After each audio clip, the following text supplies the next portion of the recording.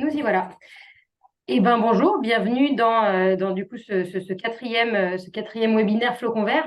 Aujourd'hui, on va faire un zoom sur le critère économie d'énergie sur le cahier des charges.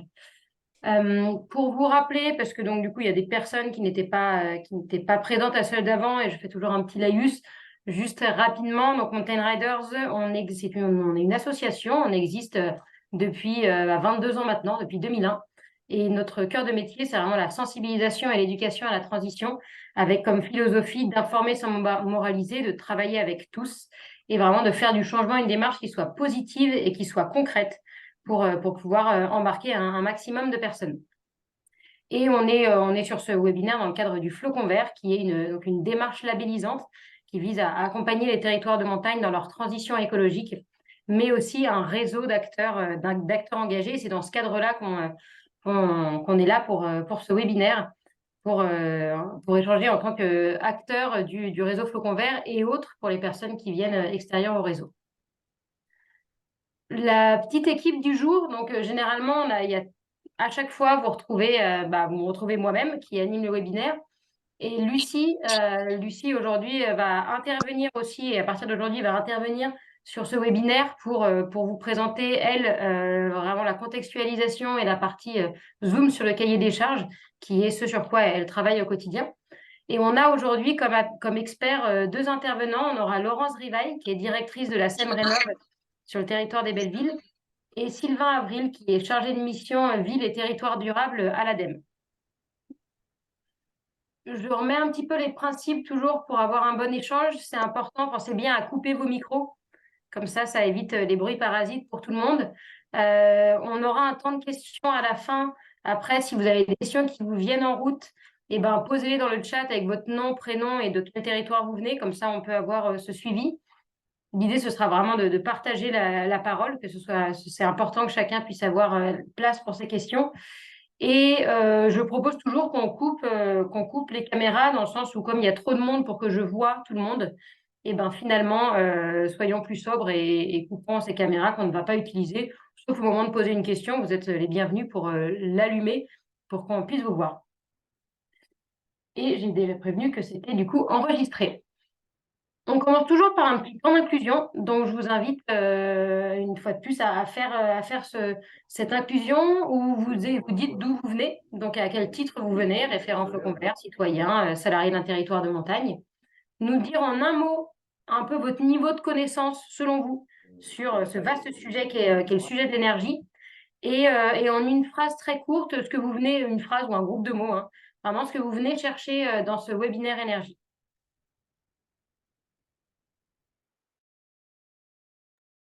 Donc, je vous invite bien à mettre tout ça sur le chat.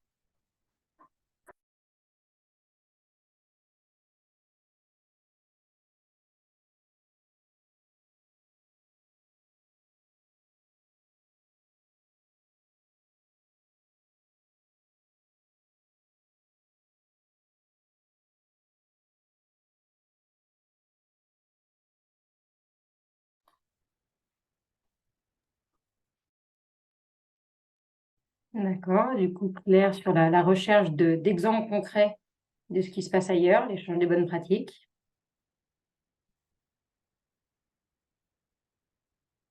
Laurence qui intervient donc à la place de Maxime Jurdite, qui est notre référent Flocon Vert de la commune des Bellevilles. Comprendre les attentes de Flocon Vert sur cette thématique. Ça tombe bien, c'est un des grands buts, un des grands objectifs de ce webinaire. Des clés pour engager les acteurs du territoire, accélérer la rénovation thermique et engager les élus. Nous avons nouvellement arrivé sur un poste. Je cherche à m'imprégner de tous les aspects du label et des sources d'inspiration. Bienvenue, Alexandra. Fabien, tu souhaites savoir par où commencer, par quoi commencer surtout, effectivement, mieux comprendre les enjeux, recherche de bonnes pratiques et d'acculturation, trouver des idées, à la pêche de bonnes idées, c'est tout cette idée de retrouver des bonnes pratiques, de partage de bonnes pratiques ressort beaucoup, et en plus de comprendre les attentes du cahier des charges, des pratiques inspirantes. Ok, et ben écoutez, je vois que en tout cas dans la majorité des attentes, enfin des envies qui reviennent, ce sont des envies auxquelles ce webinaire répond pour les bonnes pratiques. Déjà les bonnes pratiques que nous, on va pouvoir vous mettre en avant, mais aussi, et c'est un des points qui est toujours un élément phare, ce qui est mis en avant par les experts qui vont intervenir. Et donc, du coup, aujourd'hui, la SEM Rénov et l'ADEME peuvent vous donner donc aussi des bonnes pratiques et des choses concrètes à mettre en place. Merci beaucoup pour ce petit tour. Ça me permet de mieux voir et comprendre qui est de l'autre côté de cette caméra. Je vais un petit peu vite. Je remets juste donc cette idée. Donc, effectivement, au regard de ce que vous venez chercher, l'idée de ce webinaire est vraiment de clarifier les attentes, avoir cet échange avec un expert et une inspiration de bonne pratique. Du coup, vous êtes au bon endroit. Et je dis toujours, ce qui n'est pas, on ne ressort pas avec des outils clés en main. Ce serait trop beau, mais compliqué de ressortir de 2 heures, 1 heure et demie de webinaire avec des outils clés en main. Et c'est pas un temps d'émergence collective, c'est vraiment c'est un des rares temps de Mountain Riders qu'on fait qui est vraiment complètement descendant, avec quand même un temps de questions-réponses qui arrivera à la fin. Pour rappeler, donc, ce webinaire a lieu tous les 2 mois, les jeudis de 14h à 15h30. On est donc au 4e. Il y a eu des précédents sur la stratégie, la vie sociale et locale, les sols. Et pour rappel, donc, les prochains rendez-vous de ce webinaire seront le jeudi 9 novembre sur l'économie locale, donc le critère économie locale, et le jeudi 11 janvier 2024 sur le critère aménagement et ménagement. Donc, pour le programme du jour, pour rappel, on va démarrer par une contextualisation où je laisserai la voix à Lucie pour clarifier un peu le sujet et les enjeux. Ensuite, elle vous fera un zoom sur le cahier des charges, donc un focus sur les attentes du flocon vert. On aura un temps d'apport de nos experts, donc avec Laurence et Sylvain, et ensuite un partage de bonnes pratiques. Là, je reviendrai sur les différentes bonnes pratiques qui existent sur les territoires flocon vert. Et ensuite, un temps d'échange où vous pourrez donc poser vos questions, que ce soit à nos experts, et ils sont là pour vous aujourd'hui, ou bien à Lucie et moi-même. Lucie, je te laisse la main pour commencer pour la contextualisation. Merci Colline et bonjour à tous. Pour la contextualisation, donc en fait des attendus de notre cahier des charges et de ce webinaire, on va vous parler on va faire un petit point de vue législatif parce que notre cahier des charges et nos attendus ils se basent évidemment sur un contexte scientifique, un contexte climatique qui sont tels qu'ils sont aujourd'hui, mais aussi et notamment sur un contexte législatif qui nous aide à clarifier nos attendus et à poser en fait les critères du cahier des charges. Et aujourd'hui, notamment, je voulais vous parler de la loi climat-énergie, qui est la source de nombreux de nos attendus, puisqu'elle a 4 axes principaux, 4 objectifs principaux, cette loi qui date de 2019. Qui est la banque reçue. Diversifier le mix énergétique français d'une part, de lutter contre les passoires thermiques d'autre part, et ça c'est les 2 grands sujets qu'on va pas mal traiter aujourd'hui, mais aussi de piloter la transition énergétique grâce à des outils de gestion et de réguler les secteurs de l'électricité et du gaz. Alors, comment mener à bien ces 4 objectifs? La loi climat-énergie, eh bien, elle détaille en fait ses moyens d'action et notamment ces objectifs-là. Et pour diversifier le mix énergétique, la loi fixe l'objectif de réduire de 40% la consommation d'énergie fossile par rapport à 2012 et d'ici 2030, de réduire la dépendance au nucléaire, mais aussi et surtout d'augmenter la production d'énergie renouvelable, avec un objectif d'atteindre 33% d'énergie renouvelable dans le mix énergétique d'ici l'objectif de 2030. Et là, du coup, on assiste à la naissance de la loi accélération des énergies renouvelables qui est entrée en vigueur en mars 2023. Et c'est un outil majeur de la transition des territoires et de la transition énergétique de la France de manière générale, mais de nos collectivités aussi à une échelle plus locale. Puisque cette loi, elle va en fait faciliter la mise en place des projets d'énergie renouvelable. Donc, on va faciliter les procédures administratives du dépôt des dossiers. Elle va aussi inciter à mobiliser en priorité les terrains qui sont déjà artificialisés pour la mise en place de ces énergies renouvelables. Et là, notamment, on a un exemple phare qui est celui de poser des ombrières sur les parkings. C'est l'un des exemples qui est facilité par la loi d'accélération des ENR et qui va continuer à l'être à l'avenir. Cette loi-là, elle a un autre objectif qui est celui de faire des élus et donc des acteurs locaux, des partenaires essentiels de la transition. Et donc, il y a des formations et il y a des possibilités qui sont offertes aux élus et notamment aux maires pour définir eux-mêmes les zones qui seront dédiées à l'accélération des énergies renouvelables et donc à la mise en place de nouveaux moyens. Donc, on parle de panneaux solaires, on parle de microcentrales et on parle de ces énergies renouvelables, la géothermie aussi notamment. C'est la loi accélération des énergies renouvelables de 2023. Elle permet aussi à vous, à vous, collectivités locales et aux entreprises, au secteur privé, de signer des contrats long terme pour tout ce qui est biogaz, photovoltaïque et éolien. Ça, c'est à la fois en fait un moyen d'investir dans les énergies du futur et de parer et de se protéger de l'envolée des prix des autres sources d'énergie sur le marché. Et évidemment, cette loi, elle soutient financièrement les porteurs de projets et individuels et les collectivités dans la mise en place de ces projets d'énergie renouvelable. Voilà pour un des deux volets de la loi climat et énergie qui nous concerne pas mal aujourd'hui. Donc, c'est le développement de nouvelles énergies, d'énergies renouvelables, d'énergies qui seront à l'avenir plus durables et qui nous permettront en fait de consommer de la même façon, mais de consommer plus propre. L'autre pan de la loi climat-énergie qui vient pas mal impacter les collectivités et les territoires, c'est la lutte contre les passoires thermiques. Puisque la lutte contre les passoires thermiques va venir amener des interdictions et des obligations pour tous les propriétaires. Et on a notamment donc l'interdiction pour le propriétaire d'une passoire énergétique d'augmenter le loyer d'un bien qui n'aura pas été rénové. Et à terme, l'interdiction de louer ou d'acheter un bien qui ne sera pas rénové avec plusieurs paliers. Mais d'ici 2034, il faudra au moins avoir un bien qui soit classé D en diagnostic de performance énergétique pour pouvoir le mettre sur le marché. Le penchant de cette loi, c'est qu'elle ne s'applique pas aux meublés de tourisme, mais bien qu'aux résidences principales, ce qui nous enlève, nous, un poids et un levier dans la rénovation énergétique, mais ce n'est pas pour autant que ne s'adresse pas aux meublés de tourisme des aides spécifiques pour la rénovation des biens. Dans la suite de ce contexte législatif, vous voulez vous parler du décret tertiaire, parce que le décret tertiaire va s'appliquer à l'ensemble des bâtiments tertiaires qui ont une surface égale ou supérieure à 1000 m². Ça concerne énormément des collectivités que vous êtes. Et ça a pour objectif de réduire de 60% les consommations énergétiques d'ici 2050, avec 2 paliers intermédiaires en 2030 et en 2040. À nouveau, la loi est bien faite et elle vous propose des leviers d'action pour atteindre ces objectifs. Et là, il y en a 4. Donc, c'est améliorer la performance énergétique du bâti avec des travaux sur l'enveloppe de l'existant.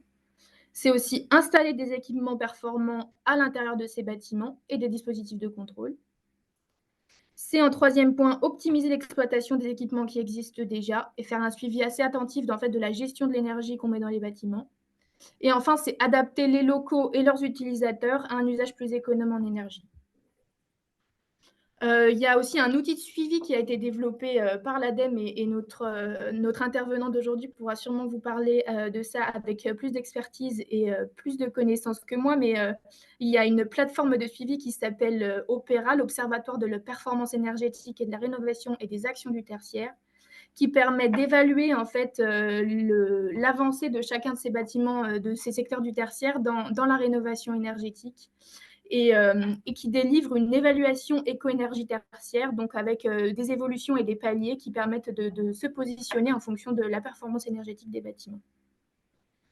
Donc, c'est ce contexte législatif qui nous a permis en fait de calquer nos attendus du cahier des charges. Et de ce contexte législatif, on en a tiré un espèce de constat qui était que pour participer à la réduction des consommations, il fallait d'abord connaître ces consommations avant de planifier leur réduction et enfin d'évaluer les réductions pour planifier l'avenir ensuite. Dans notre cahier des charges, le critère énergie il se positionne sur la quatrième famille, qui est la famille ressources naturelles, la gestion des ressources naturelles. C'est donc le pan du cahier des charges qui est le plus centré sur la gestion des ressources. Et c'est là qu'on y retrouve l'énergie, parmi aussi les notions de sol, de déchets, d'eau et de biodiversité. Plus en détail, il y a très exactement 5 indicateurs dans notre critère énergie dans notre cahier des charges. Et en fait, on vient voir ce que je vous disais, la connaissance du territoire, de ses consommations d'énergie, ses objectifs de réduction, et ensuite comment elle se dote de moyens d'évaluation et de suivi pour suivre cette consommation et les réductions et les objectifs chiffrés. Et ça, on vient le voir pour chacune des structures qui portent la démarche Flots sur le territoire, donc pour le domaine skiable, pour la collectivité et pour le domaine du tourisme. Donc, plus en détail sur le domaine skiable, on vient voir s'il y a un bilan énergétique qui est effectué et si ensuite il y a un suivi, s'il y a des évaluations régulières qui sont faites et s'il y a des actions concrètes qui sont mises en place pour atteindre ces objectifs. Parmi ces actions concrètes, il y a évidemment l'optimisation du damage, l'éco-conduite ou le damage raisonné, mais aussi la réduction de la vitesse du cadencement des remontées mécaniques. On va voir donc ensuite la stratégie énergétique de la destination. Est-ce que la collectivité a fait un diagnostic de la consommation de ces bâtiments publics? Est-ce qu'elle a une stratégie de réduction de consommation? Et à nouveau, quels sont les moyens d'action qui sont mis en place en face de cette stratégie? Et en fait, comment est-ce qu'on va réduire les consommations en fonction des objectifs qu'on s'est fixés? Là, dans la stratégie énergétique de la destination, on vient aussi voir comment est-ce que le territoire se dote de nouveaux moyens d'autoconsommation ou de développement d'énergie renouvelable. Et ça, en veillant en fait à préserver le vivant et les espaces naturels tels qu'ils sont actuellement, donc en respectant les continuités écologiques et hydrologiques. Il y a un autre poste très émetteur en énergie et sur lequel il y a pas mal de travail à faire, c'est évidemment l'efficacité des bâtiments touristiques. À nouveau, on utilise le même schéma diagnostic, plan d'action et suivi du plan d'action pour ces bâtiments-là et ce poste d'émission-là. De la même façon, ça se passe pour les bâtiments publics et privés dans le cahier des charges, on utilise le même schéma. Et puis ensuite, on a un 5e indicateur qui est plus spécifique sur l'éclairage public, sur comment le territoire connaît ses consommations, comment est-ce qu'il essaye de les réduire, parce que c'est un levier assez facile à mettre en place, même si ça n'avait pas toujours l'unanimité face au public. L'extinction de l'éclairage public, c'est des réductions de consommation assez rapides, assez efficaces, et c'est un premier pas qui a un impact assez visible et qui permet de valoriser des réductions de consommation qui sont assez importantes. Et à la fois, c'est des réductions de consommation et c'est un moyen de préserver la faune sauvage et la faune nocturne qui peut aussi être mis en avant. Et ça, c'est un des exemples de bonnes pratiques que Colline vous présentera un petit peu plus tard dans le webinaire. Voilà pour les 5 indicateurs de notre critère énergie, les 5 points sur lesquels le cahier des charges vient voir les consommations du territoire et en fait, comment est-ce que le plan d'action permet de les réduire. Ensuite, je pense que je vais repasser la main à Colline pour qu'elle vous présente nos intervenants et que vous apporte leur expertise concrète et plus spécifique de ces moyens d'action. Merci beaucoup, Lucie, pour ton intervention et pour cette mise en contexte, autant du côté législatif, juridique, que de l'accompagnement Mountain Riders que tu fais au quotidien. Du coup, effectivement, c'est le moment de donner aussi la voix et le micro à nos intervenants. Sylvain Avril, qui va commencer. Donc, Sylvain, qui est donc chargé de mission à la ville et territoire durable à l'ADEME. Est-ce que Sylvain, tu es là? Je t'ai vu tout à l'heure. Oui, je vous entends bien. Vous m'entendez? Oui, parfait. Bienvenue. Je m'occupe de faire passer Merci. les slides du support. Si à un moment je loupe un truc, n'hésite pas à me dire suivante, comme ça je saurai. Et Ok. voilà, je suis tes mains. Et bonjour à toutes et tous. Donc, j'ai pas fait parvenir ma photo, donc je m'excuse, Colline, mais là, vous devez me voir en vidéo. Vous voyez bien, ouais, c'est bon? Ok. Donc, moi, je vais vous parler dans la suite là, dans ce webinaire sur l'ADEME, donc les enjeux de transition écologique. L'ADEME en deux mots, on est un opérateur d'État, nous sous tutelle désormais de trois ministères, hein, transition écologique, cohésion des territoires, transition énergétique et enseignement supérieur recherche. On a deux grands domaines d'activité, climat et énergie, économie circulaire. Et puis on a un budget d'intervention, j'en parlerai à la fin sur les aides du coup possibles sur tous ces domaines énergie. Donc notre budget d'intervention de 2023 réparti entre le budget d'aide et puis un budget dédié plus aux entreprises du coup sur toute la dynamique France 2030, notamment de décarbonation de l'industrie. Et puis, voilà, nos missions amplifiées, bien sûr, le déploiement, contribuer à l'expertise aussi, si on peut apporter de l'expertise, et puis tout le côté innovation-recherche, dépendant du ministère de la Recherche. On a un peu plus de 1000 collaborateurs au niveau national, 3 sites centraux, Angers, Paris, Valbonne, et puis des directions régionales France Outre-mer, dont une direction régionale en Auvergne-Rhône-Alpes, à laquelle j'appartiens. Donc moi, j'interviens de la région Auvergne-Rhône-Alpes.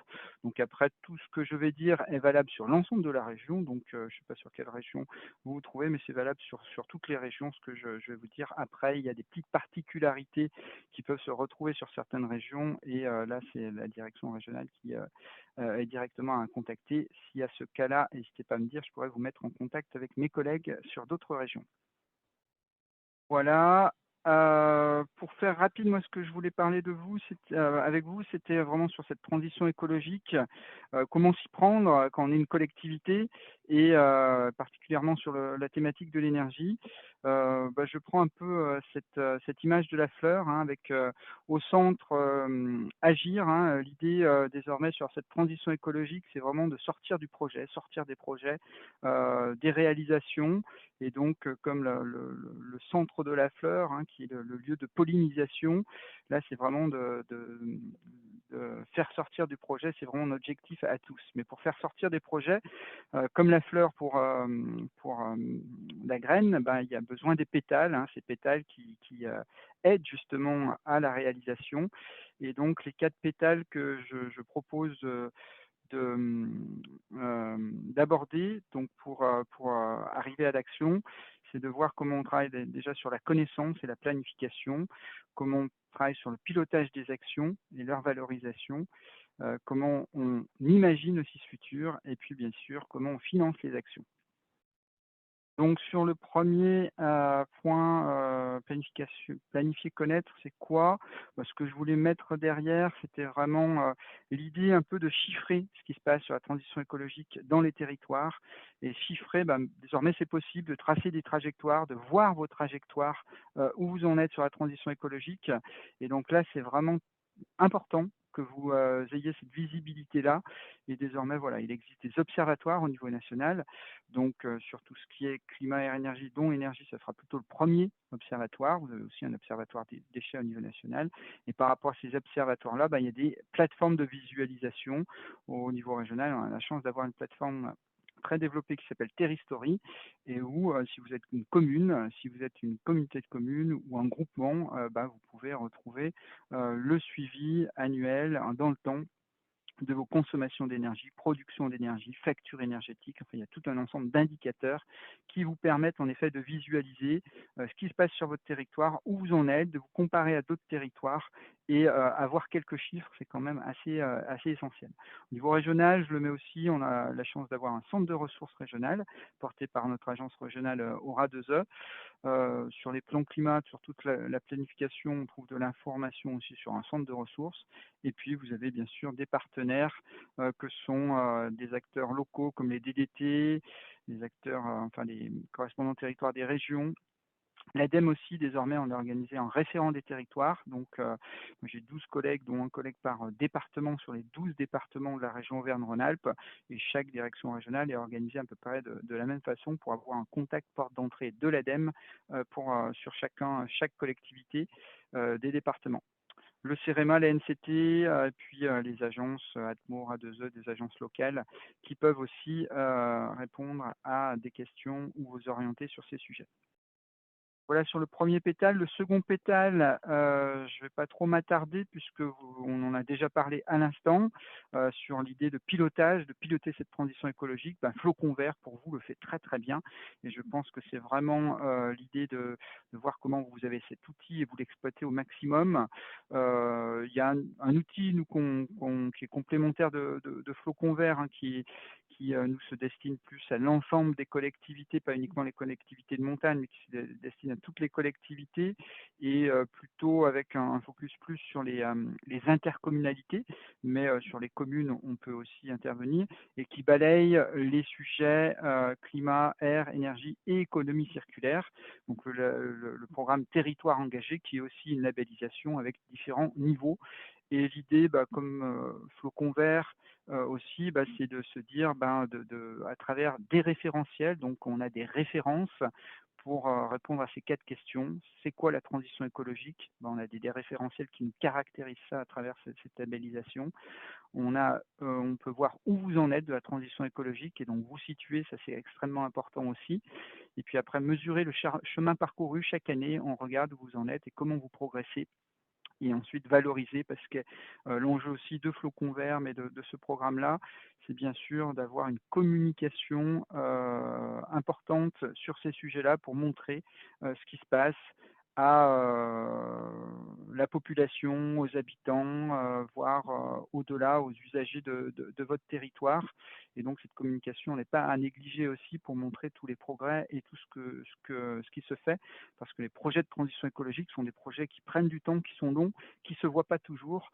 Et donc la communication à travers ces labels qui sont très rigoureux et très exigeants permet de valoriser ce que vous faites.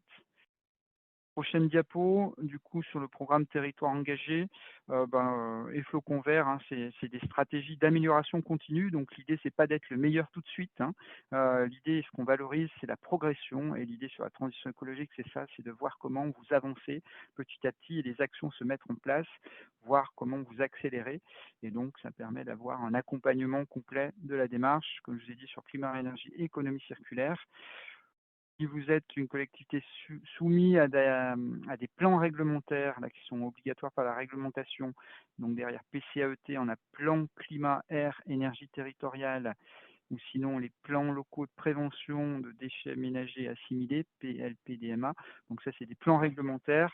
Ces plans doivent être suivis de façon réglementaire à 3 ans, à 6 ans, renouvelés.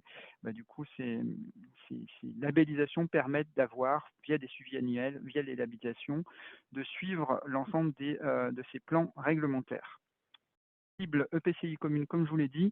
Pour les communes, du coup, le programme Territoire engagé, donc il est en lien avec Flocon Vert. Nous, pour les communes, on demande que l'EPCI soit déjà engagé dans la démarche. Et donc, on n'acceptera que des communes dont l'EPCI porte déjà la démarche et coordonne ces communes, la démarche Territoire engagé entre ces communes. Je mets le petit lien vers la plateforme où vous retrouverez, du coup, si vous le souhaitez voir l'ensemble des 2 référentiels. Ces 2 référentiels, vous retrouverez beaucoup de choses hein, qui sont sur Flocon Vert. On est bien sûr focalisé sur transition écologique, donc c'est un peu plus complet sur le sujet transition écologique, mais vous retrouverez un petit peu tout et vous pouvez parcourir. L'idée de ces référentiels aussi, c'est de justement changer de référentiel sur la transition écologique, c'est-à-dire que désormais on veut aller plus loin et les référentiels sont très complets, très exigeants et donc on souhaite changer de référentiel, accélérer sur ces sujets-là. Voilà, sur le prochain, donc imaginez, c'est transition écologique, c'est un vrai projet de territoire. Et derrière projet de territoire, bah, vous en avez certainement des projets de territoire. Nous, on souhaite aussi que la collectivité puisse imaginer son futur sur la transition écologique. Et pour imaginer son futur, ben, c'est pas toujours évident. Parfois, c'est dans quelle direction on va. On a des sujets là tout de suite qui sont hyper médiatisés, donc parfois, en plus parfois dans un sens qui est pas très optimiste, je dirais. Donc nous, on a voulu décliner cette imagination du futur de son territoire en 4 scénarios. Donc on a travaillé sur 4 scénarios différents, très contrastés. Et ces 4 scénarios permettent d'imaginer comment le futur de mon territoire pourrait être, avec un scénario 1 qu'on appelle génération frugale. Ce scénario fait confiance énormément à l'humain, c'est-à-dire on parie sur le fait qu'il y a une possibilité d'être beaucoup plus sobre et de devenir beaucoup plus sobre, d'avoir une vraie frugalité dans l'ensemble des enjeux. Et là, on fait vraiment confiance à l'individu, à l'humain, sur ce scénario-là. Et jusqu'à un scénario 4 qui, lui, scénario 4, fait vraiment, on l'appelle pari réparateur, c'est-à-dire que c'est un vrai pari technologique. On continue comme on a tout de suite, hein, mais on a un vrai pari sur les technologies qui viennent nous aider pour moins consommer d'une part, être plus efficace et surtout, puisque l'objectif de ces scénarios, c'est la neutralité carbone, ne plus émettre de gaz à effet de serre en 2050, bah, du coup, des technologies qui viennent aspirer ce dioxyde de carbone, l'injecter dans les cavités géologiques, et donc des technologies qu'on n'a pas encore complètement éprouvées. Et entre le scénario 1 et le scénario 4, donc très humain sur le 1, très technologique sur le 4, bah, on a des scénarios intermédiaires avec le 2 qui fait vraiment confiance au territoire et comment les territoires s'emparent du sujet et diffusent la transition écologique avec leurs acteurs. Et puis un S3 où on a plutôt les entreprises qui, par de la technologie, des technologies vertes, et ben, réussissent le pari de cette neutralité carbone 2050. Prochaine diapo, donc là c'est ce que je vous ai décrit là tout de suite entre un 1 très sobriété et un 4 très réparateur et très technologique. Donc, je vous propose de passer aux 2 dernières diapos où là on parle financement sur la transition écologique. Donc on a parlé plusieurs sujets qui ont été abordés sur Flocon Vert et du coup comment on arrive à faire des économies d'énergie. Par rapport à ça, on a plusieurs financements. Nous, on a des financements déjà sur l'ADEME, on a 8 thématiques de financement. On travaille sur un financement sur la rénovation énergétique des bâtiments. Là-dessus, je le décris en 2 mots parce que ça a été abordé tout à l'heure. Sur les financements sur la rénovation énergétique des bâtiments, pour l'instant, on n'aide qu'aux études et on aide à 2 types d'études. Hein. L'étude, si vous voulez mettre en place un contrat de performance énergétique, c'est si vous confiez la gestion de votre bâtiment à un tiers externe et que vous souhaitez engager ce tiers externe et le rémunérer sur les économies d'énergie qui seront faites sur ce bâtiment.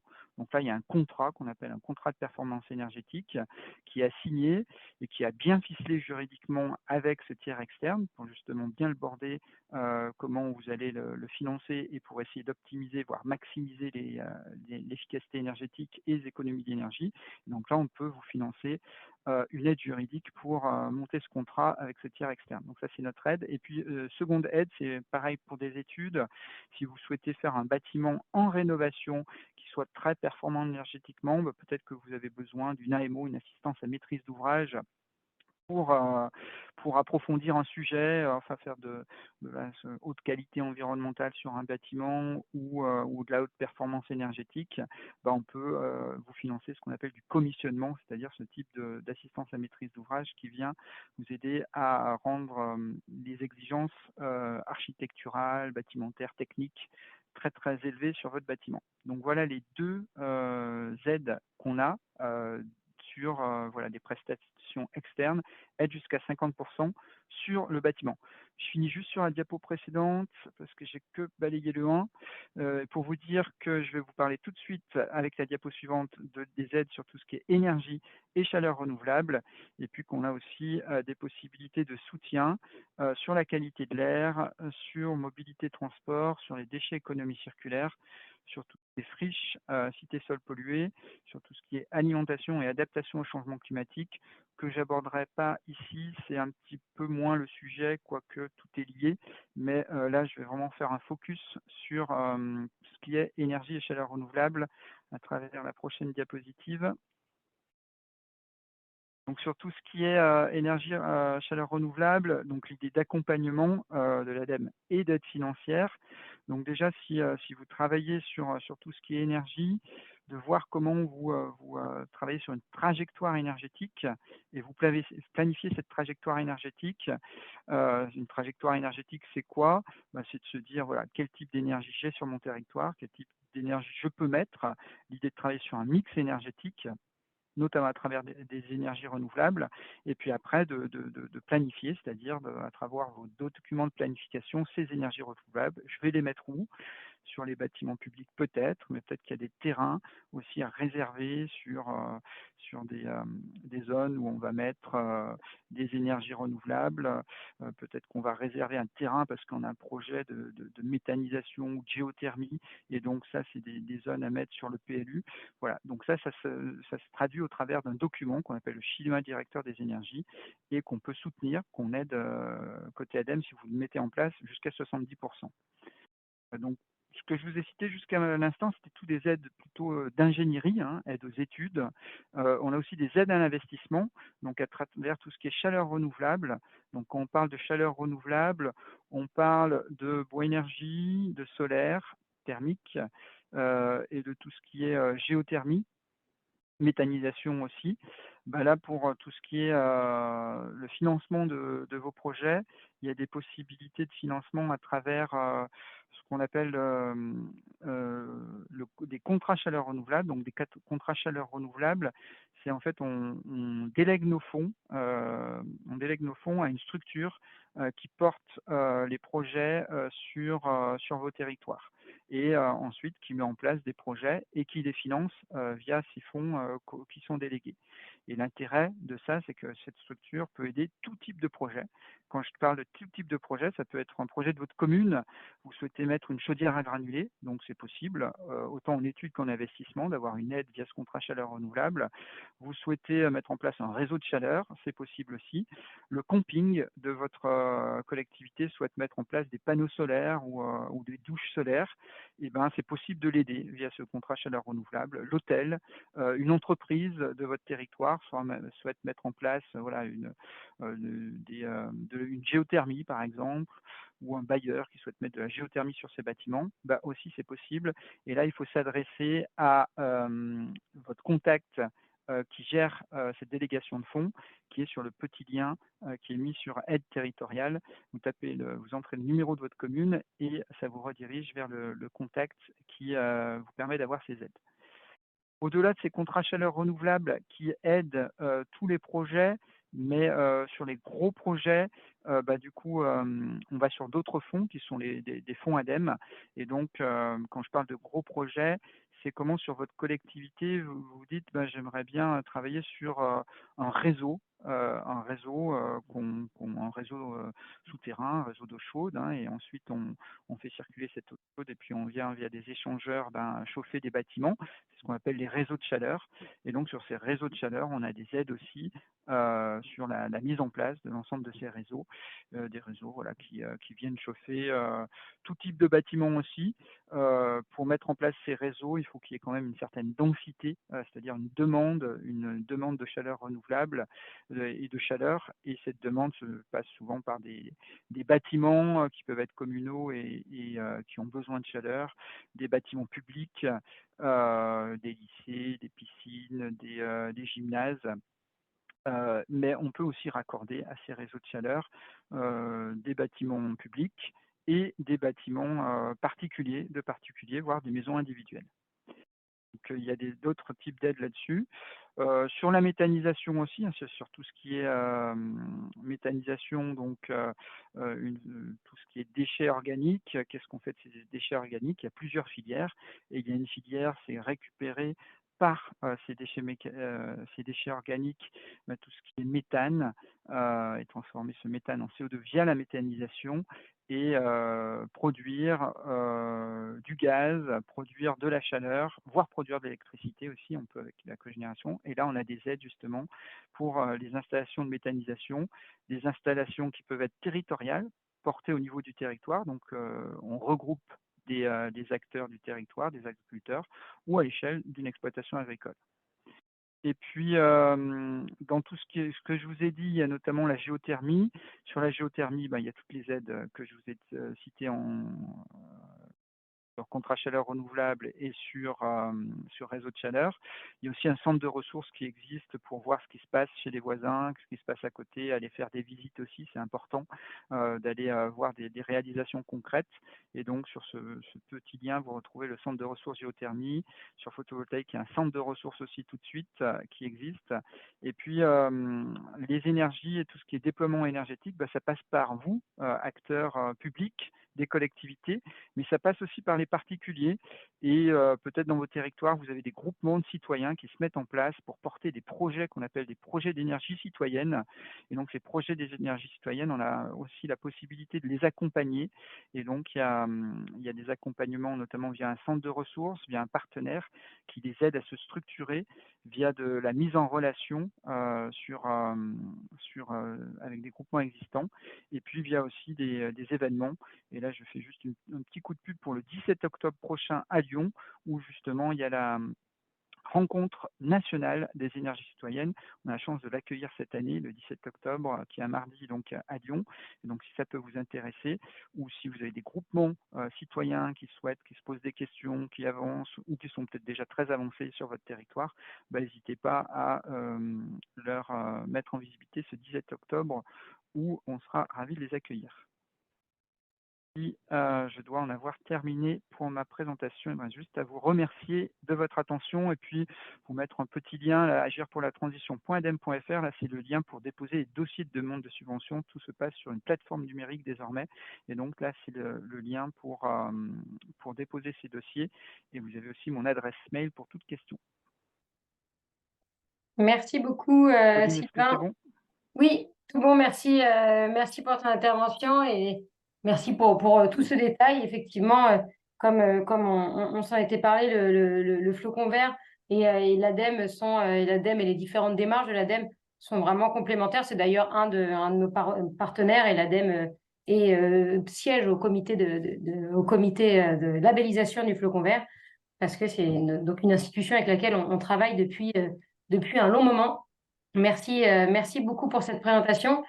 Et pour maintenant faire un zoom vraiment sur le territoire, sur les territoires, je vous propose d'accueillir notre deuxième expert du jour, donc qui est Laurence Rivaille. Laurence, est-ce que on vous voit? Oui, tout bon. Laurence, voilà. On t'entend un peu de loin, mais ça va. Non, c'est bon, c'est Bon. ouais, parfait. Et ben, je te laisse la parole et je fais les passages de support pour toi. Eh ben, merci pour l'invitation. Je vais essayer de vous partager un petit peu ce qu'on fait sur le territoire des Bellevilles. Je rappelle juste que le territoire des Bellevilles comprend 3 stations, Saint-Martin-de-Belleville, Les Menuires, Val Thorens, ce qui représente à peu près 58 000 lits sur le territoire. Alors, je vais vous parler de notre organisation qui se veut circulaire aussi au sein de la SEM-Rénov' Espace Propriétaire. On est l'entité dédiée aux propriétaires et sur le territoire, nous avons choisi de mener une politique d'accompagnement et de reconnaissance de nos propriétaires puisque on est persuadé que ce sont eux la clé.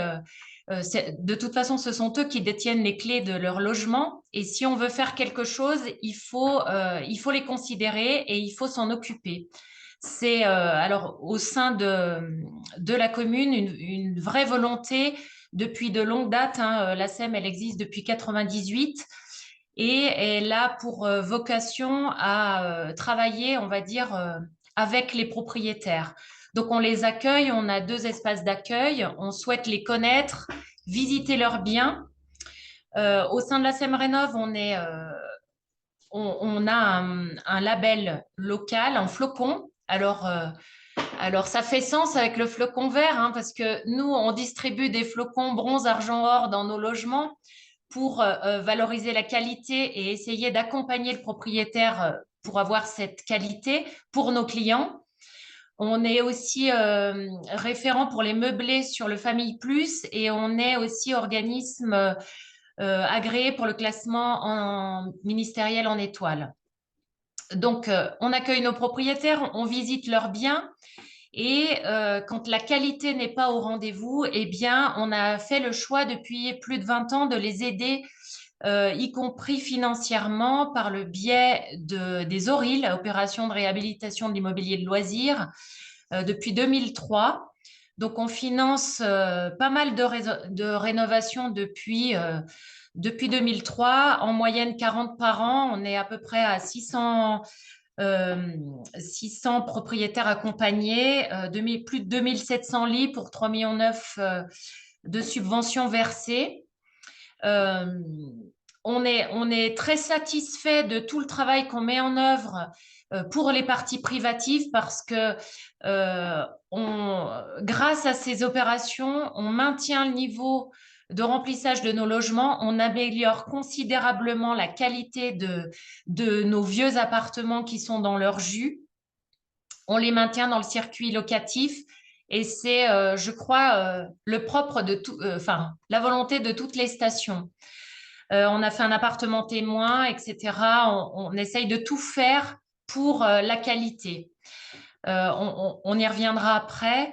Ensuite, pour ce qu'on fait également dans notre boîte à outils, évidemment, l'objectif, c'est qu'ils mettent en marché et on les accompagne en leur donnant une liste de la liste des agences immobilières et des centrales de réservation. Et on porte le site des loueurs particuliers, c'est-à-dire qu'on a fait le choix, comment vous dire, les agences immobilières, les centrales de réservation sur notre territoire, c'est une particularité. Les centrales de réservation ne travaillent qu'avec les agences immobilières, que le circuit professionnel est en lien via les centrales de réservation. Donc, on a fait le choix de ne pas mettre de côté les loueurs particuliers et de leur proposer de faire leur propre site internet qu'on rend visible sur le site de nos offices du tourisme. Donc, on accompagne à la mise en location. Alors, évidemment, il y a des vrais pros, mais il y en a qui débutent et qui ont besoin d'aide. Donc, on leur fait leur propre site internet et on les accompagne dans la mise en location et dans des outils pour qu'ils soient en capacité d'être autonomes et de louer leurs biens. Évidemment, vous l'avez compris, il faut qu'ils soient labellisés, classés, etc. Ce sont des prérequis de base qu'on impose à tous nos propriétaires.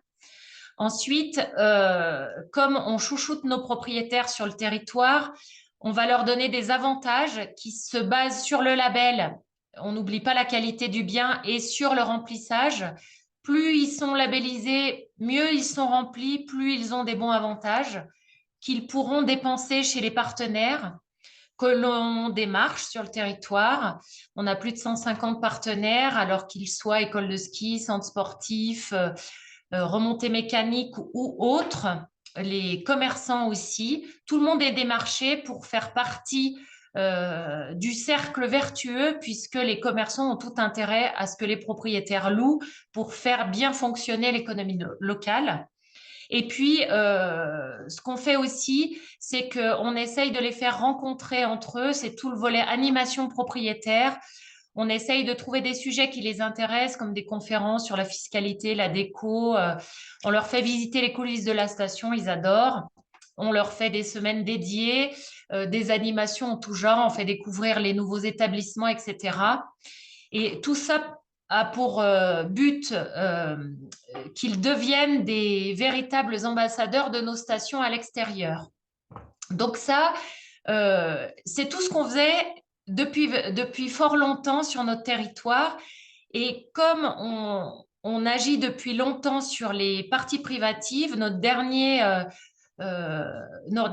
volonté, on va dire, c'est le point 8, c'est la réhabilitation des copropriétés. Parce qu'on se rend compte qu'à l'intérieur des bâtiments, on a des petits bijoux, mais quand on regarde l'enveloppe, et surtout aujourd'hui dans le contexte actuel, on a besoin d'accompagner, d'aider les copropriétés à enclencher cette transition écologique.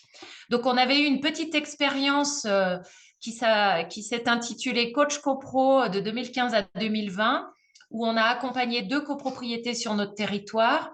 Alors, on a un parfait exemple. On a une copropriété qui a bien rénové et qui a bien enclenché sa rénovation. Et puis l'autre, où on a beaucoup travaillé et on a eu un vrai échec. Mais l'avantage aujourd'hui, c'est qu'on sait tout ce qu'il ne faut pas faire. Donc, aujourd'hui, on va dire qu'on n'a plus qu'à faire. Donc, on a répondu à l'appel à manifestation d'intérêt lancé par le gouvernement et piloté par Atout France. On fait partie des 25 stations et ce qui nous intéresse, c'est de partager nos expériences parce qu'on sait que dans les stations, on a tous la même problématique à des stades différents. Et donc, on souhaite partager nos expériences avec les 25 et continuer à œuvrer et à faire des choses sur le territoire. Je pense que la pire des choses, comme disait Sylvain tout à l'heure, j'enchaîne, la pire des choses, ce serait de ne rien faire. Je vais faire juste, si tu peux passer, Colline, à l'étape suivante, un petit focus sur le label Flocon Vert, puisque nous sommes tout jeunes labellisés, le territoire des Bellevilles, tout jeunes labellisés Flocon Vert.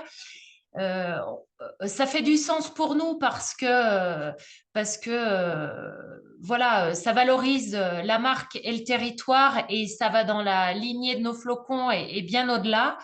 Et donc, on nous a dit, il y a un an, un petit peu plus, qu'il fallait avoir sur le territoire, pour avoir ce label Flocon Vert, une vraie stratégie. On n'a pas le flocon en une fois, il faut avoir des actions à court, moyen, long terme. Et à court terme, on s'est questionné pour savoir ce qui pouvait être facilement mis en place sur le territoire avec nos propriétaires. Et donc, on a choisi de faire de la pédagogie. Donc, on parle de communication, comme le disait Sylvain, c'est essentiel, on est d'accord avec ça. Et donc, on a décidé, pour faire vite et bien, on va dire, de concevoir et de distribuer des petits guides éco-citoyens des Bellevilles. Alors, je ne sais pas si vous allez le voir, mais je vous montre. On a fait un petit nuancier. Colline, tu me diras si vous le voyez bien. En français et en anglais. Et le but, c'est de le distribuer à l'ensemble des copropriétaires, des propriétaires de meublés, pour sensibiliser à la fois les propriétaires, mais au-delà du propriétaire, sensibiliser les clients, les occupants des appartements. Alors, c'est vrai que souvent, ils sont sensibilisés parce qu'ils le font déjà chez eux, mais le fait de le voir affiché dans l'appartement avec un serment qu'on leur demande de signer. Alors, le serment, c'est la manière sympa de dire qu'on se soucie de l'environnement, y compris en montagne, et que le territoire y fait très attention. Et donc, on les invite à avoir les mêmes, on va dire, les mêmes ambitions que les nôtres. Et donc, on a distribué très largement ce petit guide éco-citoyen dans tous les meublés. On invite tous les propriétaires à venir le chercher. Et puis, on s'est dit, qu'est-ce qu'on peut faire de plus ?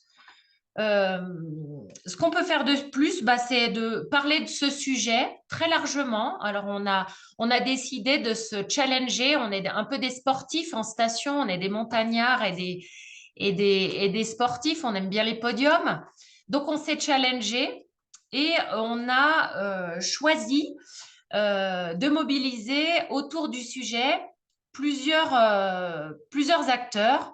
Alors, les résidents, les socioprofessionnels, les copropriétés, les propriétaires de résidence principale, mais pas que, les propriétaires de résidence secondaire, tous les volontaires, en fait, on leur a lancé le défi de dire, en baissant d'un degré votre chauffage, en mettant votre chauffage à 19, est-ce qu'on va réussir à réaliser au moins 7% de baisse de consommation électrique? Donc, c'était le challenge de départ.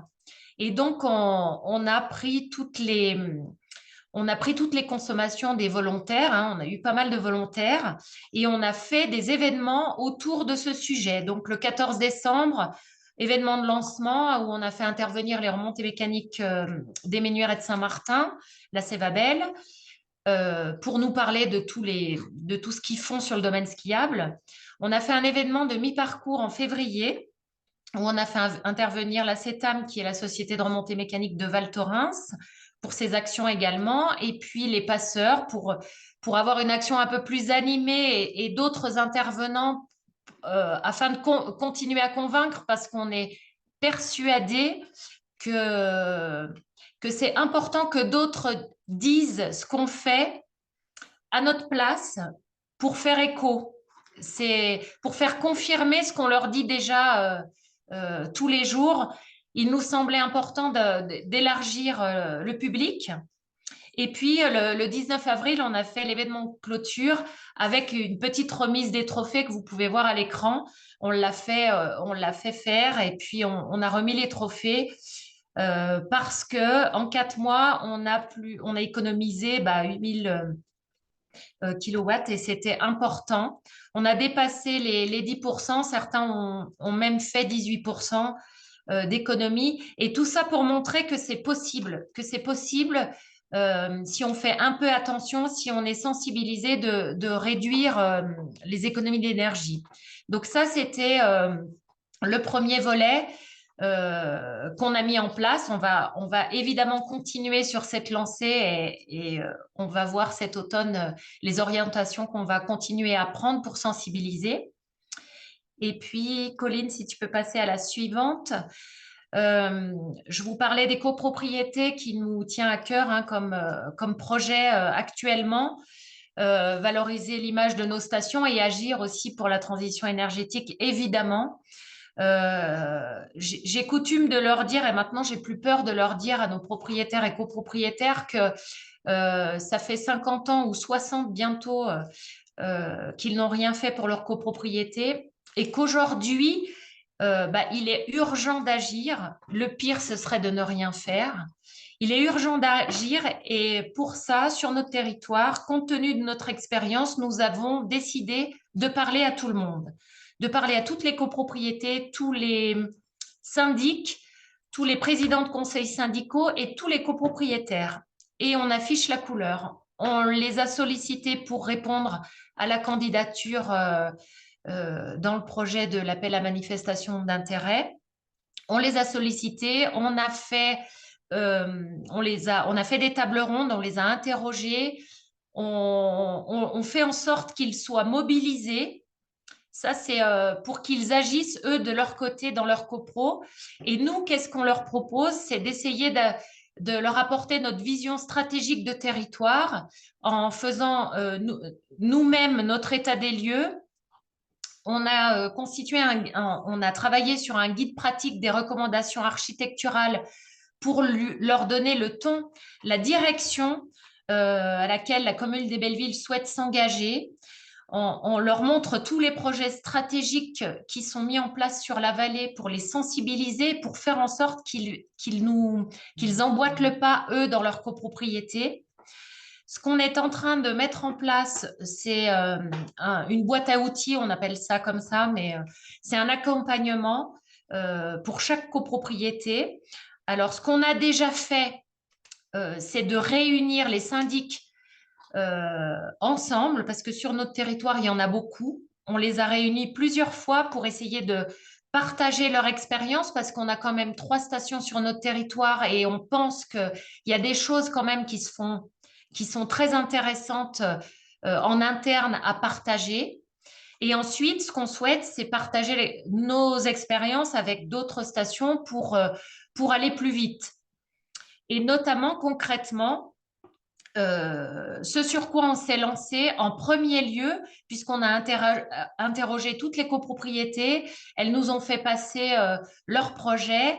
Et il y a sur notre territoire, au Ménuire, un réseau de chaleur existant,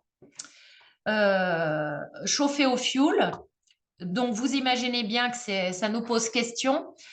Et donc, on les a interrogés, puisqu'il y a une association qui gère le réseau de chaleur, on les a interrogés pour savoir s'ils avaient déjà entrepris des actions pour rénover ce réseau ou en tout cas trouver des alternatives. Ils nous ont dit qu'ils avaient commencé, mais ils ont vite abandonné. Donc, on leur a proposé de les accompagner. Donc, ça fait sens avec ce que disait Sylvain tout à l'heure, puisqu'on a fait une demande d'aide auprès de l'ADEME pour financer l'étude de faisabilité pour un projet de remplacement de chaudière sur ce réseau de chaleur en chaufferie collective biomasse. Donc au départ, on est parti juste du quartier de la Croisette avec ses avec ses copropriétés. Le maire nous a demandé d'élargir le maximum ce réseau de chaleur. Donc on a dans le périmètre à peu près une trentaine de copropriétés concernées. Et c'est l'étude de faisabilité qui dira le champ des possibles et qui nous donnera tout l'éclairage sur ce potentiel réseau de chaleur en chaufferie collective biomasse. Donc, on essaye de mobiliser tout le monde. Pour ce réseau de chaleur, on a fait un appel d'offres.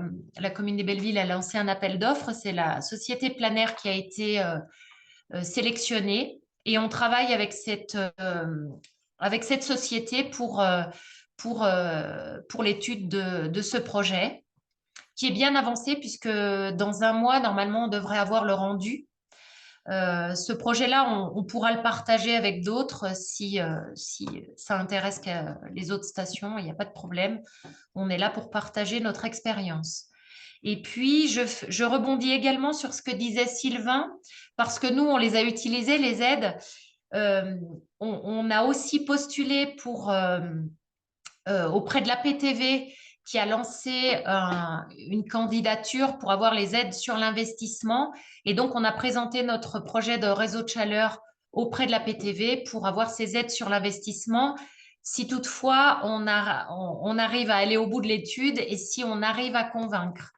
Et j'en terminerai sur ce sujet pour vous dire qu'on a beau avoir, enfin, c'est mon expérience, ça va être un petit peu la morale que je pourrais en tirer d'après ce qu'on vit au quotidien chez nous, c'est qu'on peut avoir tous les meilleurs projets de la Terre.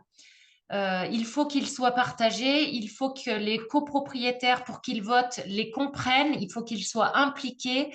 Et ce sur quoi on travaille réellement aujourd'hui, c'est la connaissance des bâtiments, c'est l'approche méthodologique des copropriétés.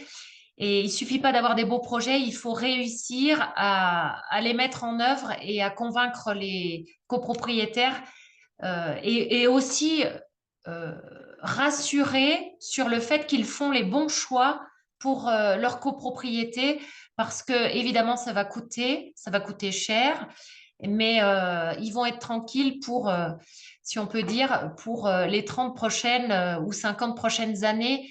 Et donc, il faut leur donner de l'espoir et on est là pour les accompagner. Et je pense que c'est très important. Voilà, je vous remercie. Merci beaucoup Laurence pour ton intervention qui effectivement du coup était très concrète et vraiment sur ce que vous faites au quotidien et c'est plein de bonnes inspirations et c'est justement effectivement ça pour nous la force du réseau Flocon Vert, c'est de pouvoir s'inspirer les uns les autres, tester des choses quelque part, expliquer comment on a fait, comprendre ce qui a fonctionné, ce qui n'a pas fonctionné pour pouvoir aider les autres pour vraiment avancer ensemble dans la transition. Donc, c'est exactement ça. Merci vraiment beaucoup pour cette intervention. Merci à vous.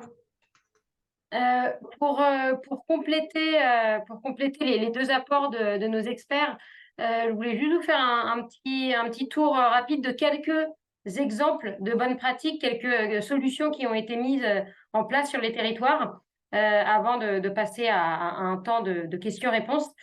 Le premier territoire qu'on a mis là en avant, donc c'était sur l'indicateur économie d'énergie du domaine skiable, c'est le damage optimisé à Lens-en-Vercors. Alors, je précise bien sur les bonnes pratiques qu'on met en avant, ça ne veut pas dire qu'il n'y a que Lens-en-Vercors qui fait le damage optimisé.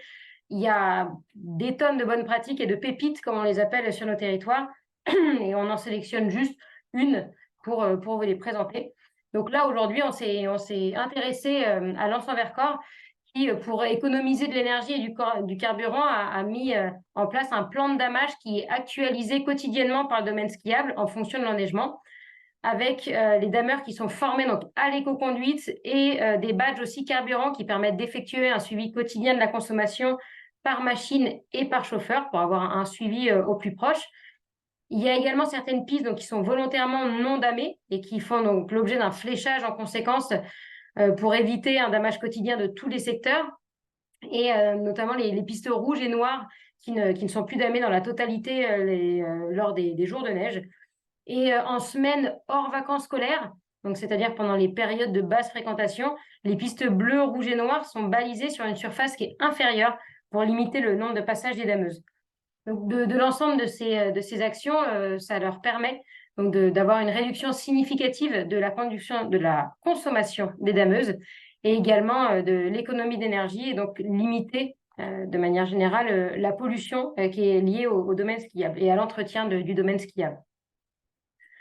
Dans un tout autre point sur l'indicateur donc, de l'éclairage public, on a mis en avant donc, le Valberg et sa réserve internationale de ciel étoilé. Effectivement, Valberg est situé au sein du parc national du Mercantour, qui est engagé pour la protection de l'environnement nocturne et du ciel étoilé.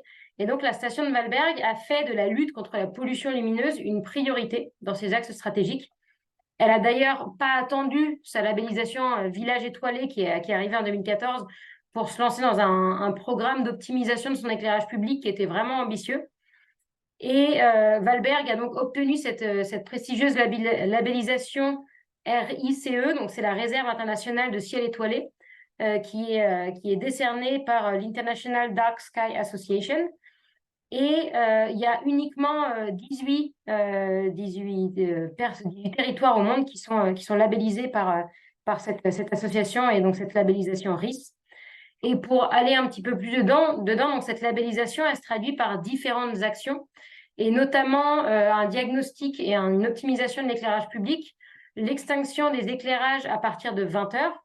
Donc, il y a pas mal de territoires qui éteignent les éclairages, mais ça arrive souvent un peu plus tard. Là, il y a une volonté qu'à partir de 20 heures, tous les éclairages soient éteints, et également l'installation d'un système de télégestion.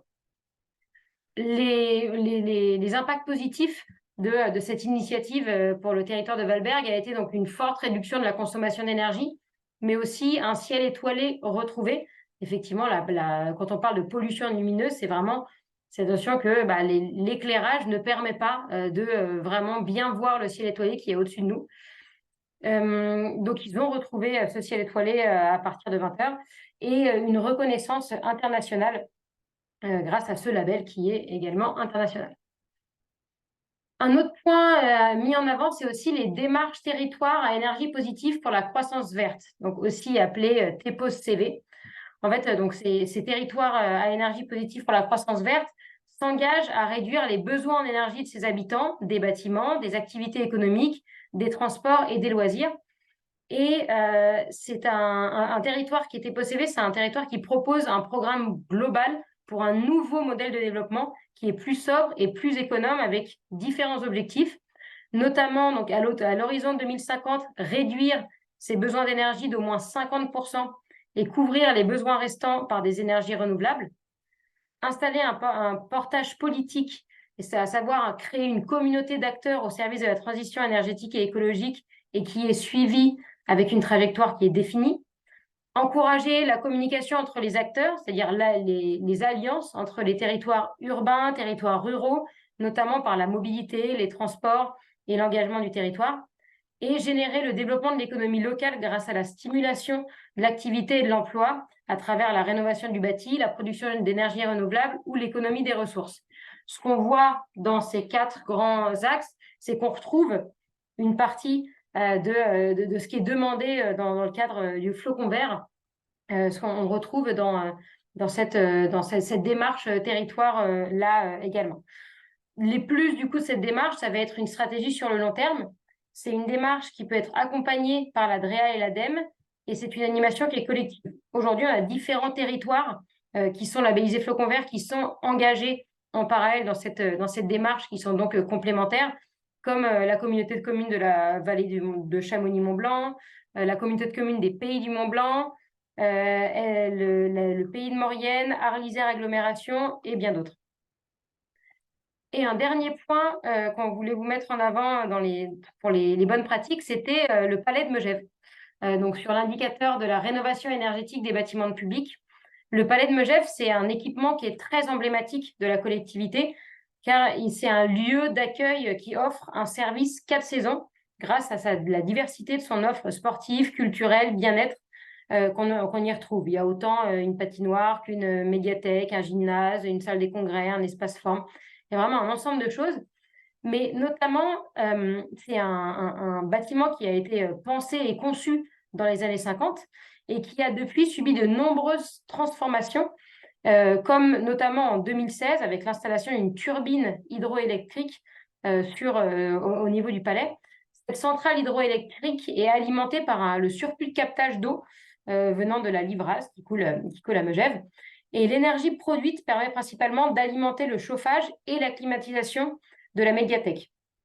À côté, il y a aussi la chaleur des groupes frigorifiques de la patinoire qui est utilisée pour chauffer l'eau des piscines intérieures et extérieures, mais aussi le gymnase et les tennis couverts. Et enfin, 68 mètres carrés de panneaux solaires thermiques permettent de produire l'eau chaude pour les sanitaires de la médiathèque et la surfaceuse, à glace de la patinoire, qui est donc électrique, et 32 mètres carrés de panneaux photovoltaïques qui génèrent une partie du courant électrique qui est consommé par le palais. Donc au total, c'est 24% de l'énergie consommée qui est produite directement sur place. Ce qu'on voit là, c'est que déjà, c'est un bâtiment ancien et emblématique qui a été réhabilité dans un esprit d'efficacité énergétique. Il y a aussi donc une réduction de tous ces travaux entrepris et cette modification entreprise par Megève a permis une réduction de la consommation d'énergie et une partie des énergies qui sont consommées sont développées directement sur le site. Donc, un projet qui est très complet par l'ampleur des intérêts qu'on y trouve. Voilà pour un petit tour rapide de quelques bonnes pratiques qui existent sur les territoires flocons verts. Ce que je vous propose, là, il nous reste 15 minutes, même un petit peu moins, il nous reste 10 minutes pour les questions. Donc, je vous propose de faire place. Si vous avez des questions, soit les mettre dans le chat ou bien tout simplement lever la main. Et je vous laisserai la parole pour pouvoir questionner un de nos deux experts, Lucie ou moi-même.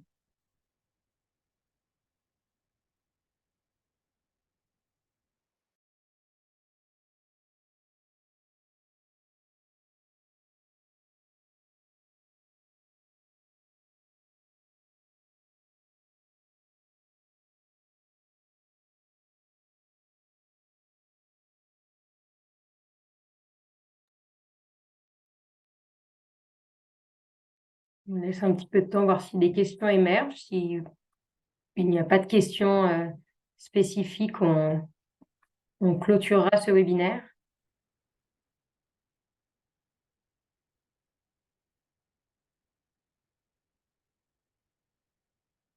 Les différentes questions ont été posées.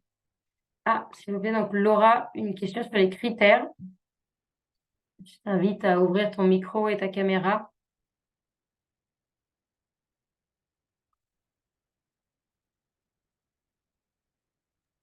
Oui, bonjour, vous m'entendez? Oui, on t'entend bien.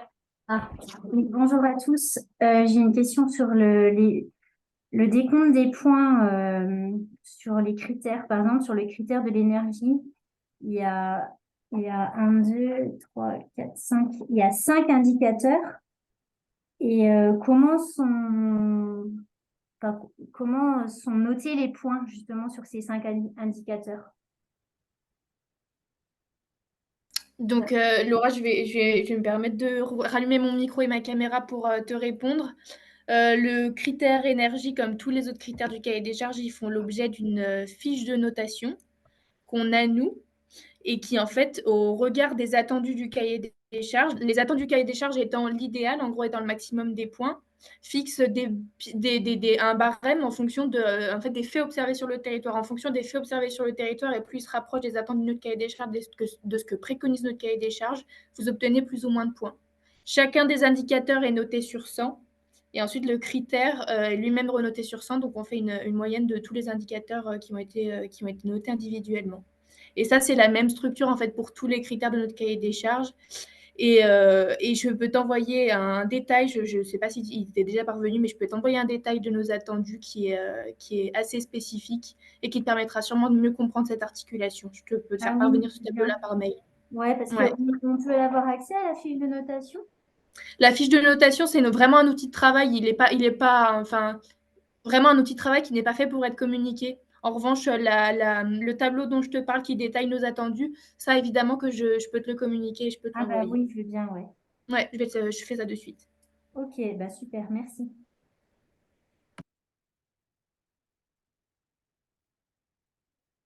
Et pour la réponse de Laurence, est-ce que l'on pourra avoir le replay et le support de cette présentation? Oui, le support de la présentation est donc envoyé à toutes les personnes inscrites par mail suite à ce temps.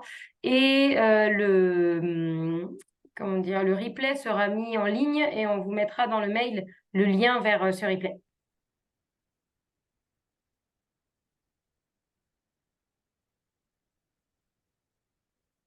Est-ce qu'une autre question vous vient ou est-ce que l'on clôture ce 4e webinaire?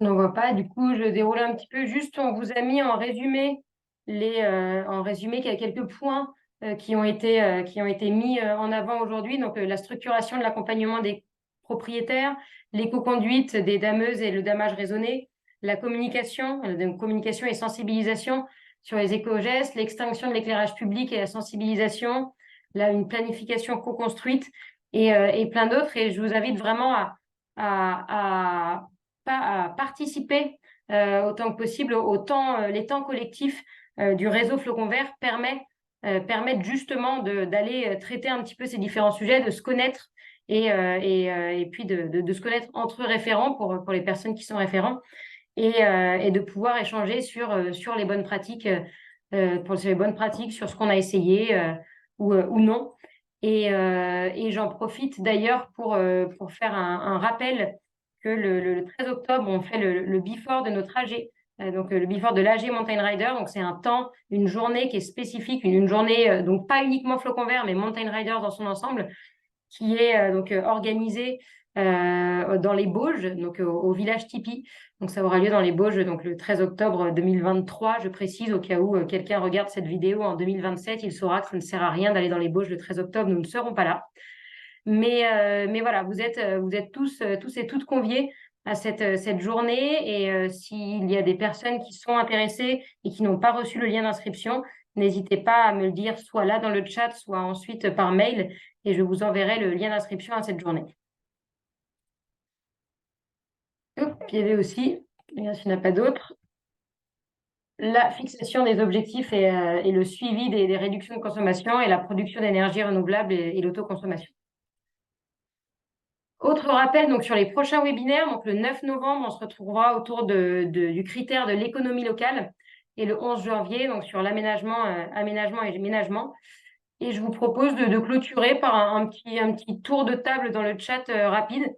Je vous invite juste à noter avant de clôturer et de quitter cette discussion, ce que vous retenez sur une échelle de 1 à 10, quel est votre niveau de motivation pour agir sur ce sujet et surtout quelles ou quelles actions vous allez mettre en place demain. C'est un peu le prochain pas. On se dit toujours pour ceux qui ont l'habitude d'être avec Mountain Riders, on termine toujours par un prochain pas pour se projeter dans la suite. OK, on a suivi ce temps, mais alors, qu'est-ce qu'on fait derrière? En tout cas, un grand merci à tout le monde d'avoir suivi une nouvelle fois ce temps et je vous dis du coup à très vite. Merci beaucoup. Et encore un grand merci à nos deux intervenants et à Lucie.